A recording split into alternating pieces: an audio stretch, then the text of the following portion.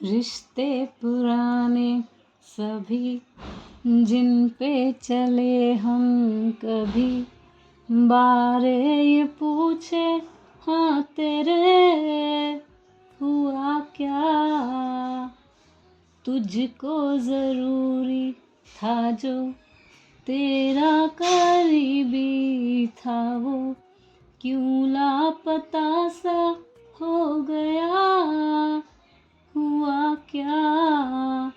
सहमी सी अब रहती है, धड़कने कम चलती है, तुमसे ही तुमसे ही तुमसे ही क्यों दूरी है, इश्क ये सिंदूरी है, तुमसे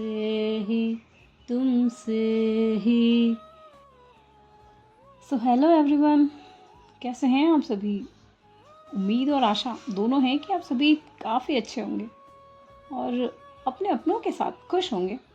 मैं हूं अंज और स्वागत है आप सभी का लव बियॉन्ड लिमिट्स पर। तो ले लेते हैं एक छोटा सा क्विक रीकैप। लास्ट पार्ट में आपने देखा कि लिया और रूही याशना के एडमिशन की बात बताते हैं अपने सभी घर वालों को कि वो याशु का एडमिशन करवाना चाहते हैं, और घर वाले भी सभी अग्री हो जाते हैं और काफ़ी प्राउड भी फील करते हैं इस बात के लिए कि उनके बच्चों ने इतना अच्छा फ़ैसला लिया है याशना के लिए। लिया और रूही पहुंचते हैं स्कूल प्रिंसिपल से बात करने के बाद। याशना को वहाँ किडनैप करने की कोशिश करता है एक शख्स, और लिया और रूही पहुंच जाते हैं बहुत ही सही टाइम पर। अपने 1-2 पंच का पावर दिखाती है लिया और वो शख्स वहाँ से भागने में कामयाब हो जाता है। तो बस यही था ये छोटा सा लास्ट पार्ट। चलिए चलते हैं आगे। लिया और रूही पहुंच चुके हैं अपने घर याशना को लेकर। एक ड्राइंग रूम में सारे मेंबर्स इकट्ठे बैठे हैं। लिया और रूही वहाँ पहुंचकर इन सभी को अभी अभी जो भी स्कूल में इंसिडेंट हुआ है उस इंसिडेंट के बारे में इन सभी को बताते हैं। लिया आलोक से कहती है, डैड वो आदमी क्लियरली याशना को किडनैप करने आया था, उसने स्कूल के अंदर तक घुसकर हमारी बेटी को टारगेट किया। इससे साफ साफ पता चलता है कि कोई तो है जो हमारी फैमिली पर नज़र रखे हुए है, और वो कोई ऐसा वैसा आदमी नहीं है। वो हमारी छोटी छोटी बातों पर ध्यान रखे हुए है, वरना किसी को क्या पता कि हम स्कूल गए थे। लिया की बातें सुनकर सारे लोग शॉक्ड हैं। आभा बोल पड़ती है, हे भगवान, ऐसी खुशी के दिनों में ये सब। लिया, अब हम याशु को अकेला नहीं छोड़ सकते, लेकिन ये कौन है जो हमारे परिवार के पीछे पड़ा है। आलोक आभा से कहते हैं, आभा शांत हो जाओ। लिया, ये सब पता लगाना पड़ेगा, अब हम हाथ पे हाथ धरकर नहीं बैठ सकते। आभा की ये बातें सुनकर लिया आलोक से कहती है, हाँ डैड आप सही कह रहे हैं, इस आदमी का तो मैं पता लगा ही लूँगी, लेकिन मुझे पहले हमें हमारे घर के आसपास की सिक्योरिटी को बढ़ाना होगा। मैं अब वो रिस्क नहीं ले सकती। कमिश्नर अंकल को कहकर घर पे सर्विलेंस बढ़ाना होगा। आलोक भी लिया की इस बात से अग्री हो जाते हैं और उसे कहते हैं, हाँ ली बात करो तुम। लिया ये कहते हुए ही कमिश्नर को कॉल कर देती है, हेलो अंकल नमस्ते, आपसे कुछ बात करनी थी। हाँ ली बोलो ना बेटा, क्या हुआ, तुम थोड़ा घबराई हुई लग रही हो, सब ठीक तो है ना। नहीं अंकल सब कुछ ठीक है। लिया आज जो भी स्कूल में हुआ वो सारा वाक़या कमिश्नर को बताती है और उनसे कहती है, अंकल प्लीज़ अब घर के आसपास सर्विलेंस बढ़वा दीजिए, क्योंकि वो आदमी मेरे हाथ से बच गया है, लेकिन मुझे उसका चेहरा बहुत अच्छे से याद है और मैं नहीं चाहती कि अब घर के किसी भी पर्सन को कोई भी हार्म हो। मैं आपसे स्टेशन मिलती हूँ, और तब तक आप किसी अच्छे से स्केच आर्टिस्ट को बुलवा लीजिए। और ठीक है लिया तुम आओ, हम यहाँ आकर बैठ कर बात करते हैं।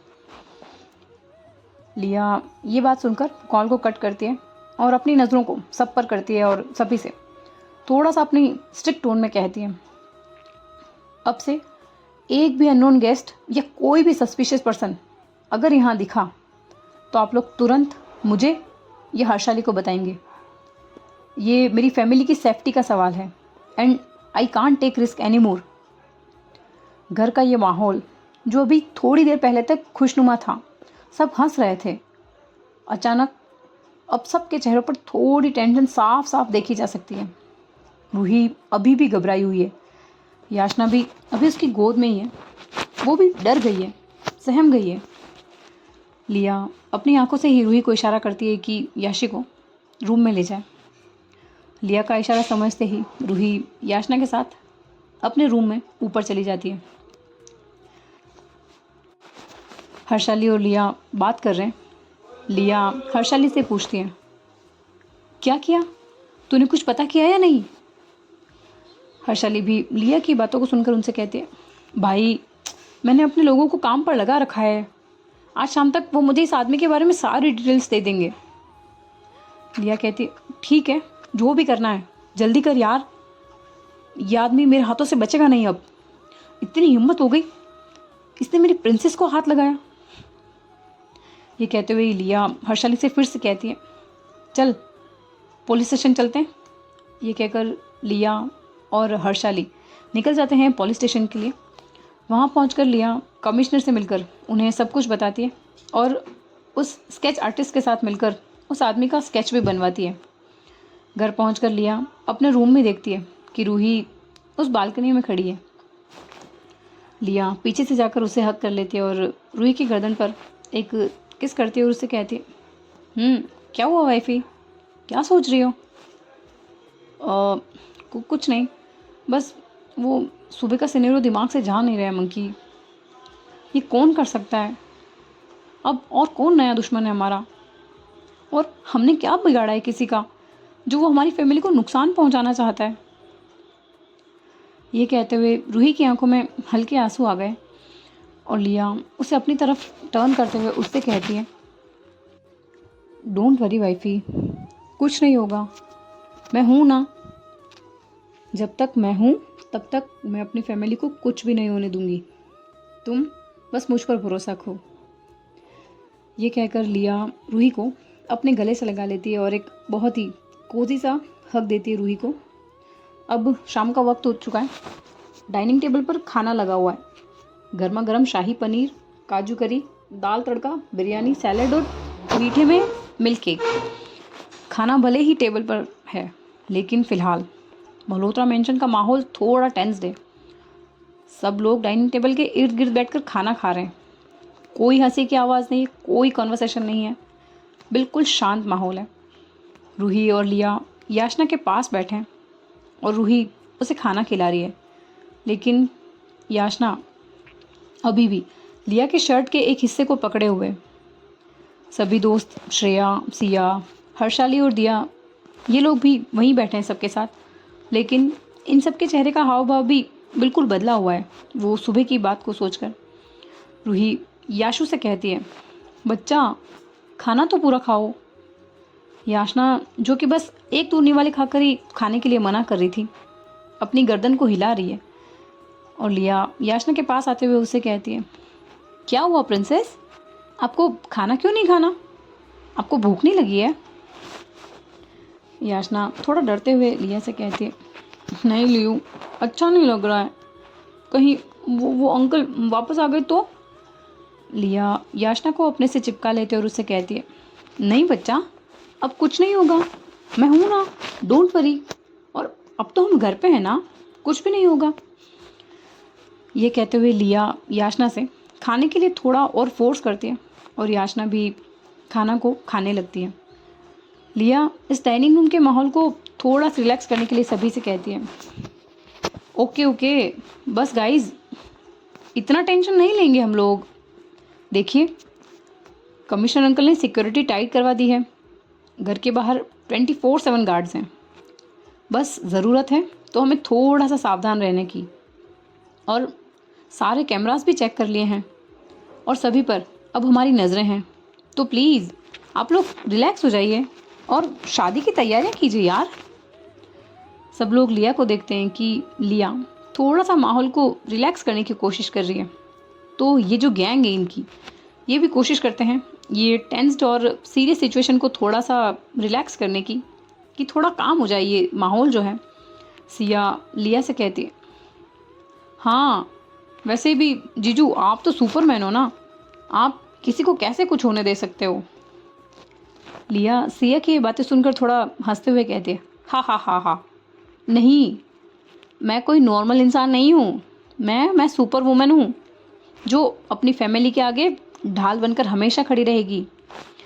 श्रेया भी बोल पड़ती है इतने में ही, हाँ हाँ जीजू सही कह रहे हैं आप, वैसे भी आपकी बेटी अपने डांस मूव से किसी को भी हवा में उड़ा सकती है, इतने खतरनाक डांस स्टेप्स हैं उसके। सिया श्रेया की ये बातें सुनकर सभी खिलखिलाकर हंस पड़ते हैं। तभी हर्षाली भी कहती है, हाँ लिया श्रेया सही कह रही है, तुम भी अपनी लंबी टांग से एक किक मार दो तो बंदा सीधा हॉस्पिटल ही पहुंच जाएगा। इतना कहते ही सबके चेहरे खिंच से जाते हैं, सबके चेहरे पर मुस्कान फिर से लौट आती है। रूही भी सबको हंसता देख थोड़ा सा रिलैक्स फील करती है और लिया एक बार फिर खुद पर जानबूझकर खुद पर ही जोक क्रैक करती है और उससे सबसे कहती है, अरे हाँ यार सच में तुम लोग मुझे सीरियसली अंडर एस्टिमेट करते हो। मैं चाहूँ तो खुद ही सिक्योरिटी गार्ड बन जाऊँ, लेकिन फिर सोचती हूँ कि ये शादी कौन करेगा। दिया ये सुनकर लिया से कहती है, अरे अरे अरे नहीं जीजू आप तो यही ठीक हो, वरना बेचारी हमारी रूह शादी के मंडप में अकेली रह जाएगी। ये बातें सुनकर माहौल जो है वो थोड़ा सा लाइट हो जाता है। अब सब लोग कहीं खुलकर हंस रहे हैं, इस डिनर को एंजॉय कर रहे हैं, मस्ती कर रहे हैं। सबका इसी हंसी मजाक के बीच थोड़ा सा ये जो डर है वो फाइनली अब कम होता दिख रहा है। थोड़े से इस गर्म माहौल के बाद आज सुबह कुछ फिर से एक मल्होत्रा मेंशन में नया उजाला लेकर आई है। हवा में मेहंदी और गुलाब के फूलों की खुशबू महक रही है। मल्होत्रा मेंशन एक बार फिर रंग बिरंगा सजाया गया है। हर तरफ फेरी लाइट्स, फूलों की मालाएं और रंगोलियां बनी हुई हैं। कल के उस इंसिडेंट के बाद सब थोड़ा कॉशियस हैं, थोड़ा सा सावधान है, पर मेहंदी के फंक्शन का एक्साइटमेंट सबको फिर से चेयरफुल बनाने की कोशिश कर रहा है। ढोलक की हल्की हल्की बीट्स चल रही हैं, डीजे भी आज फुल ऑन मोड में है। मेहंदी की सारी प्रिपरेशंस हो चुके हैं। कुछ लेडीज़ मेहंदी लगाने वाली तैयार बैठी हैं। मेहंदी की कोन्स, कुछ डिज़ाइंस उनके आसपास बिखरे हुए हैं। रूही ने आज ग्रीन और गोल्डन लहंगा पहना है, कानों में झुमके, हाथों में चूड़ियाँ और बालों में वो कर्ल्स हैं। आज बहुत ही प्यारी लग रही है रूही। लिया वही अपने टिपिकल स्टाइल में एक रॉयल ब्लैक कुर्ता पजामा, थोड़ा बॉसी ऑरा दिखाते हुए, उसकी कॉलर हाफ फोल्ड है जहाँ से उसकी वो कॉलर बोन क्लियरली विजिबल हो रही है, और चेहरे पर एक सॉफ्ट सी स्माइल। याशना भी आज ब्राइट ग्रीन कलर के लहंगे में यहाँ वहाँ घूम रही है। आभा, आलोक, लिया के इन-लॉज यानी कि मिस्टर एंड मिसेस खन्ना, युवान, ये सारे दोस्त वहाँ जमकर मस्ती मजाक कर रहे हैं, डांस कर रहे हैं। कोई मेहंदी लगवा रहा है तो कोई मेहंदी लगा रहा है।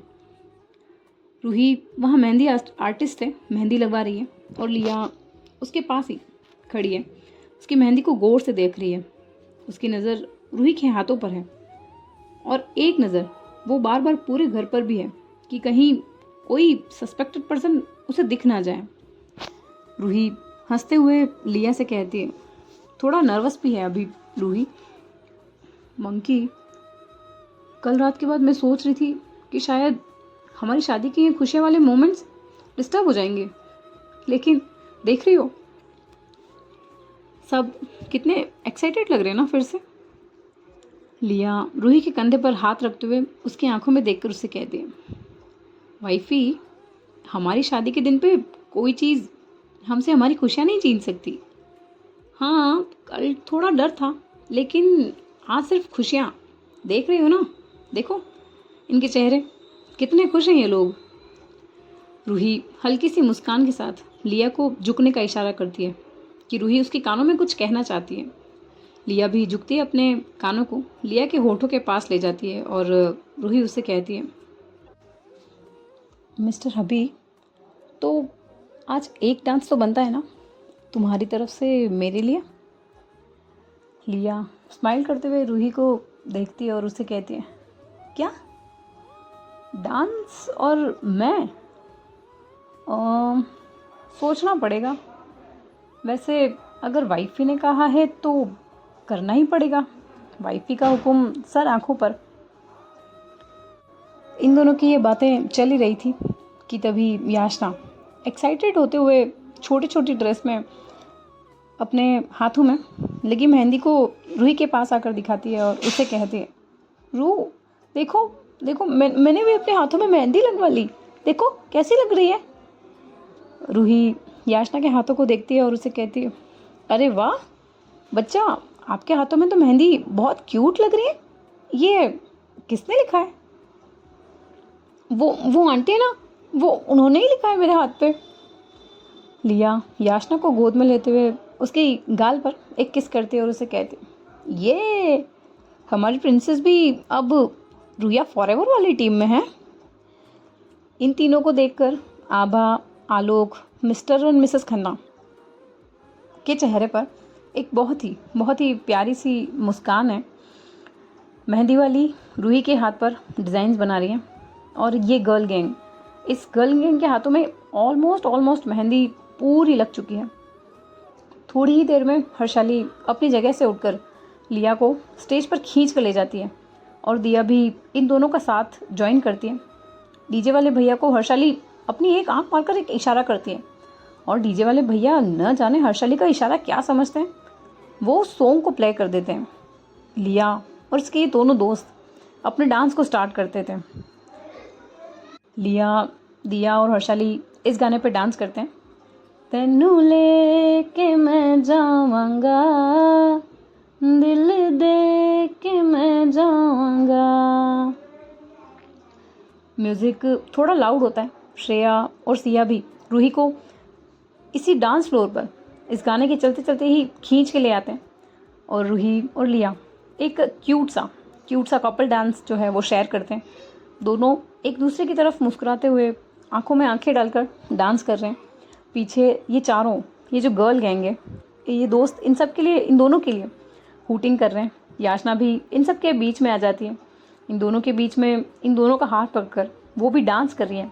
युवान याचना को अपने कंधे पर बिठा देता है और सभी खन्नाज और मल्होत्राज सभी एक साथ स्टेज पर आ जाते हैं और सभी लोग एक साथ काफ़ी डांस करते हैं और इन्जॉय करते हैं इस मेहंदी के फंक्शन को।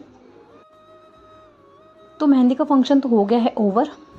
अब हम देखते हैं कि आगे इनका कौन सा फंक्शन बाकी है और आने वाले फंक्शंस में क्या ट्विस्ट एंड टर्न्स आने वाले बाकी हैं। आप बताइए अगला वाला फंक्शन क्या रखें, बैचलरेट रखें या फिर संगीत या डायरेक्ट शादी? क्या चाहते हैं आप लोग, बताइएगा ज़रूर मुझे कमेंट्स में। मैं मिलती हूँ आपसे कहानी के अगले भाग में।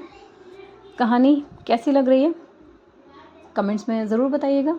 अगर अच्छी लग रही है तो प्लीज़ लाइक कीजिए, शेयर कीजिए और सब्सक्राइब भी कर दीजिए आपके अपने ही चैनल को। Bye bye, take care, thank you so much.